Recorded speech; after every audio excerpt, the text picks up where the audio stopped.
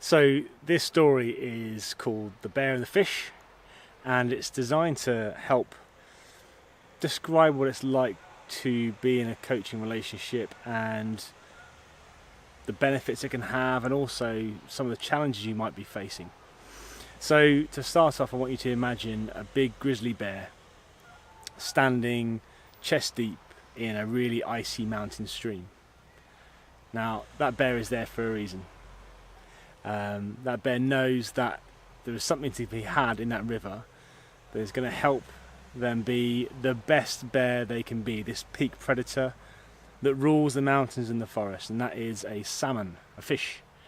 And it knows that if it eats that fish, it's going to get all the nutrients and the goodness and the protein and the energy that it needs to not only operate in the forest, but also hibernate successfully and come around again for the next summer and for many years to come. So the thing is that to get the thing that it needs to flourish, that fish, it needs to be somewhere that is difficult to be, a place that is not easy to stand, and that is on a riverbed. So the footing is really unsure and uneven. On top of that, it's got icy cold water pushing against its body, almost telling it to not be there. But it perseveres.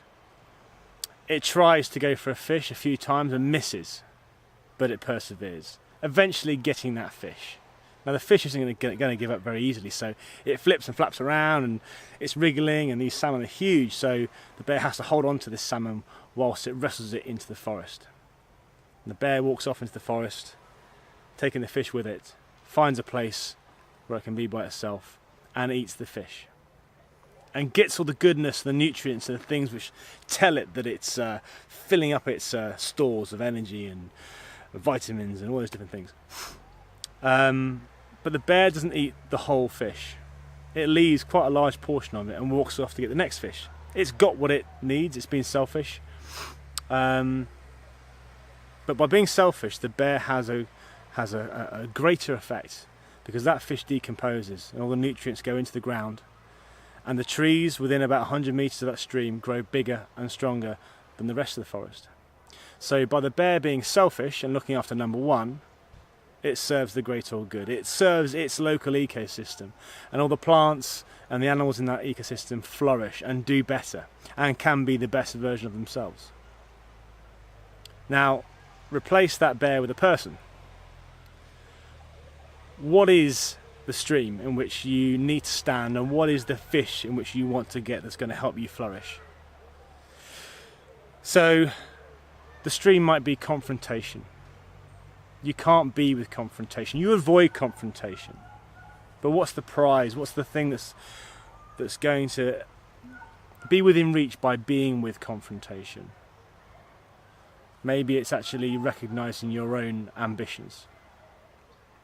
And okay, you're not going to take your salmon into the forest, but you are going to feed yourself. You are going to be selfish.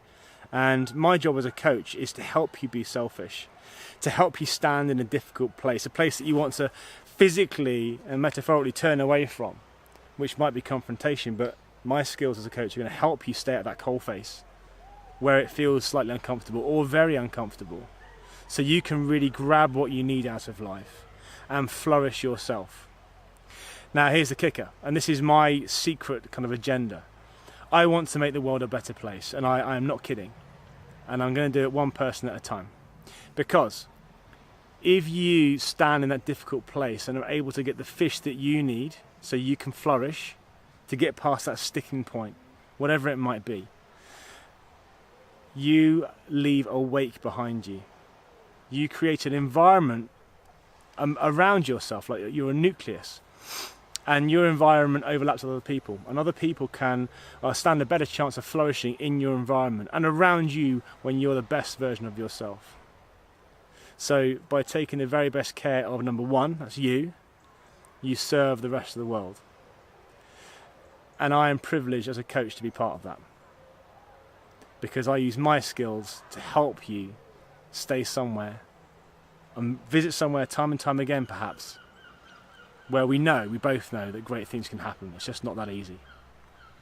So I wonder what bear you can be, and what is the fish that you really know will help yourself flourish and what is your stream in which you may have to stand.